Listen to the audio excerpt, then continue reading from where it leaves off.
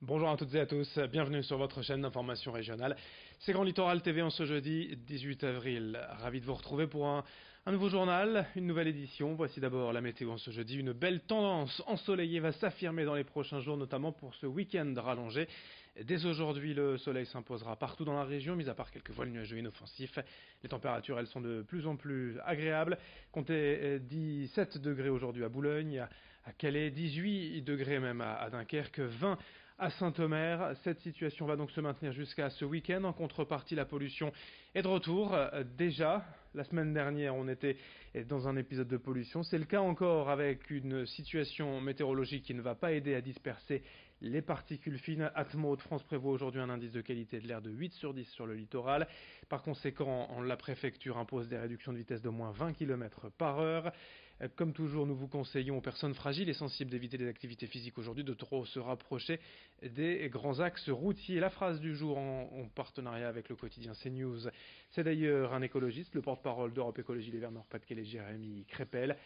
La pollution est en passe de constituer un nouveau scandale sanitaire. Il faudrait déclencher les mesures dès les premiers signes de dégradation de la qualité de l'air. À ce rythme, les premiers signes ou mesures seraient constantes, malheureusement. On enchaîne puisque l'on parle de santé avec un débat qui déchire la médecine depuis des années, l'homéopathie, surtout son remboursement par la sécurité sociale. Dernièrement, 124 professionnels de santé ont signé une tribune pour demander à cesser le remboursement des médicaments homéopathiques. Le syndicat des médecins homéopathes a porté l'affaire devant le Conseil de l'Ordre et certains politiques ont également réagi, notamment Xavier Bertrand, ancien ministre de la Santé, président du Conseil régional des Hauts-de-France. Il a exprimé son soutien à l'homéopathie, une prise de position qui n'a pas plu à Mathieu Calafiore, médecin dans la région et l'un des 124 signataires de la tribune. Ses explications au micro de Vincent Villard. Voir Xavier Bertrand qui demande que l'homéopathie soit remboursée, ça me choque un peu. Déjà parce que c'est basé sur aucune considération scientifique. C'est uniquement une déclaration politique qui sous-tend peut-être d'autres choses auxquelles je n'ai pas accès, mais en tout cas, d'un point de vue scientifique pur, il n'y a aucune raison de faire cette déclaration. L'homéopathie, ça n'a pas fait sa preuve scientifique au-delà d'un effet placebo. Toutes les études le montrent, y compris l'étude EPI3 qui est mise en avant par les homéopathes. Donc que les patients continuent à le prendre, pourquoi pas, mais ça n'a pas à être remboursé par la solidarité nationale. Aujourd'hui, le remboursement de l'homéopathie est donc remis en question. La haute autorité de santé a été saisie par le ministère de la Santé afin d'évaluer le bien fondé du remboursement de ces médicaments. Évidemment, pour les spécialistes, le remboursement est primordial car c'est une médecine selon eux complémentaire et efficace. On écoute un médecin homéopathe au micro d'Alicia Sanfilippo. Ce qui dérange aussi avec cette médecine, c'est que le mode de raisonnement n'est pas le même qu'en médecine générale classique, dans le sens où pour un même tableau clinique, on ne va pas proposer le même traitement selon les patients et selon la présentation des symptômes. Ce qui explique que des fois l'homéopathie ne fonctionne pas forcément, alors que si on avait utilisé un autre traitement, elle aurait pu fonctionner. On voit des effets bénéfiques sur des eczémas, par exemple, on voit des effets bénéfiques sur des troubles du sommeil, on voit des effets bénéfiques sur des pathologies de la femme enceinte, comme des nausées, des maux de tête. On voit des effets bénéfiques dans les aftes, par exemple, ou les maux de gorge, qui sont des pathologies vraiment pour lesquelles on n'a pas de médicaments, de traitement remboursé en médecine générale classique. On enchaîne cette semaine à Boulogne. Une quinzaine de jeunes participent à un chantier citoyen organisé par la CAB en collaboration avec Habitat du Littoral.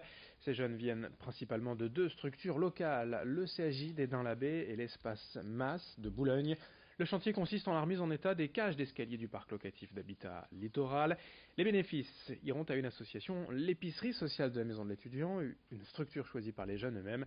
Pour eux, l'objectif est de mener un projet utile à la collectivité dans un esprit convivial et de rapprochement, car des moments de détente et de loisirs sont aussi prévus en marge du chantier. Explication au micro de Louis Caillé.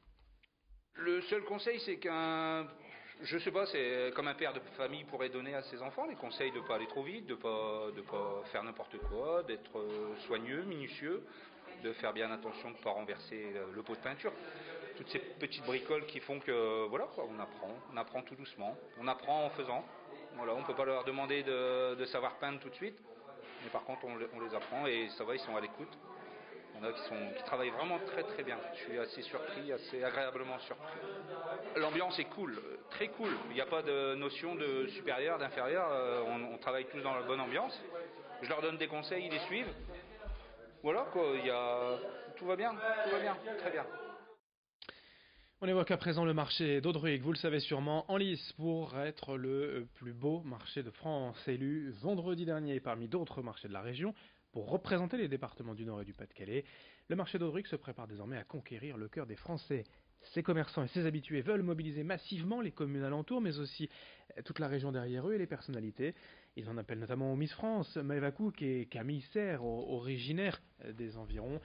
Pour voter, je vous rappelle qu'il faut aller sur l'adresse internet votreplusbeaumarché.fr. Sur place, à l'occasion du rendez-vous hebdomadaire hier à Audruic, quelle était l'ambiance et le sentiment des commerçants? Réponse au micro de Marine Kijek avec Louis Caillé. Bien sûr, une satisfaction, c'est super. Finir premier, c'est sympa, quoi. Et puis après, on verra à la suite. Mais je pense qu'on va aller très très loin. On va aller très loin. Peut-être gagner aussi. Et il y a pas mal de monde qui sont venus de Béthune, de Lens. Ce matin, j'ai vendu des pantalons à des gens de Béthune, de Lens, parce qu'ils sont venus ici, parce qu'ils ont entendu parler du marché d'Audruic. Donc c'est une fierté pour nous, quoi. Tous mes clients ont dit on a voté pour le marché d'Audruic. Et c'est une clientèle très sympathique ici à Audruic. On continue ce journal avec non pas la pollution, mais le retour des allergies au pollen, avec le retour du printemps. Des beaux jours, près d'un tiers des Français aujourd'hui sont concernés, c'est un chiffre en hausse ces dernières années, en cause l'hérédité sur tous les facteurs environnementaux, la pollution donc, mais aussi les changements de nos habitudes de vie. Actuellement, ce sont les pollens d'arbres et de bouleaux que l'on trouve le plus, mais désormais certains fruits comme les pommes et les pêches peuvent provoquer des réactions allergiques, car ils contiennent la même protéine contenue dans le pollen d'arbre. Dans quelques semaines, ce seront au tour des graminées de faire leur apparition. Autant de raisons de se prémunir et de consulter ou d'interroger, pourquoi pas, une allergologue. Je vous propose d'écouter d'ailleurs celle-ci que nous avons rencontrée. Cliniquement, il n'est pas toujours évident de faire la part des choses, mais le pollinique, par exemple, va avoir souvent une rhinoconjonctivite, c'est-à-dire le nez qui coule, des éternuements, un nez bouché, une irritation des yeux, une démangeaison dans la bouche, dans la gorge, dans les oreilles. Ça peut évoluer jusqu'à l'asthme. Ce sont classiquement les manifestations dues au pollen, le plus souvent. La première étape, c'est de dépister cette allergie, donc de la reconnaître cliniquement, puis de la dépister par un bilan allergologique. L'allergologue va faire des tests cutanés, va faire des dosages sanguins d'anticorps allergiques pour définir précisément les allergènes en cause et dans le décours pouvoir proposer un traitement. Fin de ce journal sur Grand Littoral TV, la suite, vos prévisions météo dans un instant.